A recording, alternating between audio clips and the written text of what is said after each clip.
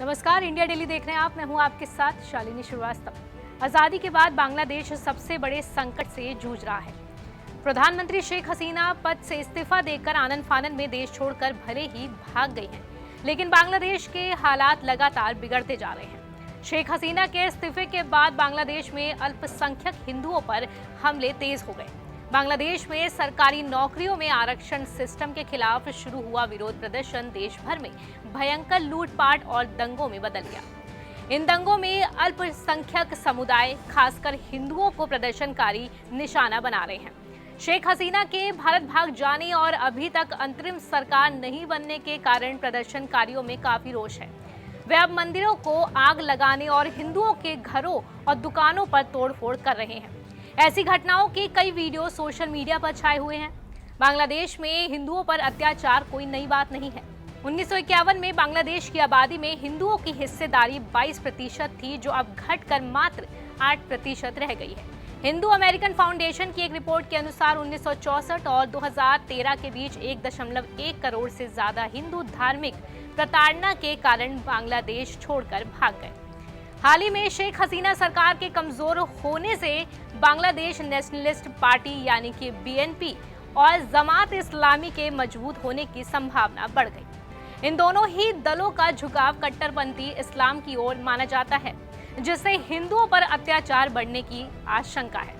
हिंदुओं को बांग्लादेश में सॉफ्ट टारगेट समझा जाता है। बांग्लादेश के अखबार डेली स्टार की एक रिपोर्ट के मुताबिक सोमवार को कम से कम 27 जिलों में भीड़ ने हिंदुओं के घरों और दुकानों पर हमला किया और उनकी कीमती चीजें लूट ली। बांग्लादेश के खुलना डिवीजन में स्थित मेहरपुर में इस्कॉन मंदिर और एक काली मंदिर में तोड़फोड़ किया गया और आग लगा दिया गया। बांग्लादेश में विरोध प्रदर्शनों के दौरान भयानक हिंसा भड़क उठी, जिसमें रविवार को 100 से ज्यादा लोग मारे गए। प्रदर्शनकारी शेख हसीना के इस्तीफे की मांग कर रहे थे और इसी दौरान पुलिस से झड़प हुई। इस हिंसा में रंगपुर म्यूनिसिपल कॉर्पोरेशन के हिंदू पार्षद हरदन रॉय की हत्या कर दी गई। एक अन्य पार्षद काजल रॉय की भी पीट कर हत्या कर दी गई। फिलहाल हिंसा प्रभावित क्षेत्र में सेना स्थिति को नियंत्रित करने में जुटी हुई है।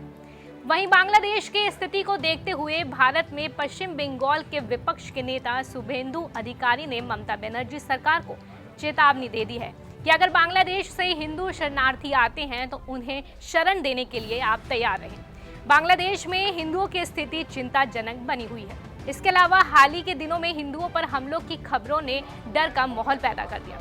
वहीं उत्तर प्रदेश के सीएम योगी आदित्यनाथ ने बांग्लादेश के संकट को लेकर बयान दिया। उन्होंने कहा कि भारत के तमाम पड़ोसी जल रहे हैं, पड़ोसी देशों में मंदिर तोड़े जा रहे हैं। उन्होंने कहा कि सनातन धर्म को आने वाले संकट से बचाने के लिए एकजुट होने की जरूरत है। इतिहास की गलतियों से सबक लेने की जरूरत है, क्योंकि जो इतिहास से सबक नहीं लेता उसके उज्जवल भविष्य पर भी ग्रहण लग जाता है। बता दें, 1947 में देश के बंटवारे के वक्त से ही बांग्लादेश में हिंदुओं के खिलाफ बेइंतहा जुर्म हुआ। उस वक्त लाखों हिंदुओं की मौत हुई और कई लाख भारत में शरण लेने को मजबूर हुए। बांग्लादेश के इतिहास में हिंदुओं पर सबसे ज्यादा जुर्म 1971 के बांग्लादेश मुक्ति संग्राम के दौरान हुआ था। इस दौरान पाकिस्तानी सेना ने हिंदुओं के गांव का सफाया कर दिया था। एक रिपोर्ट के मुताबिक इस दौरान 30 लाख से अधिक हिंदुओं का नरसंहार किया गया। इसके साथ ही बड़ी संख्या में हिंदू सीमा पार कर भारत में शरण लेने को मजबूर हुए।